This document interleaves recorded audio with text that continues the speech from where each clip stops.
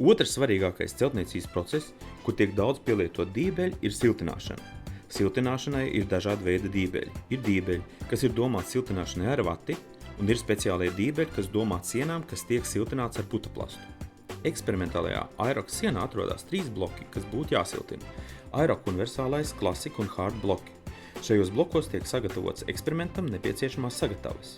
Lai dībeļu izraušanas aparāts varētu piekļūt, no dībeļiem notīra siltināšanas materiālu. Atgādināsim, ka Aerox blokus ir ieteicams siltināt ar minerālu vati, bet putaplasts šajā reizē tiek izmantots tikai dībeļu noturības eksperimentā. Siltināšanas dībeles uz Aerox universālā bloka spēj izturēt 77 kg lielu izraušanas spēku, klasika bloks 91 kg, bet no Aerox hard sienas siltināšanas dībele var izvilkt tikai ar 136 kg lielu spēku. Uzsākot lielu apjomu darbus, vienmēr vajadzētu konsultēties ar speciālistiem.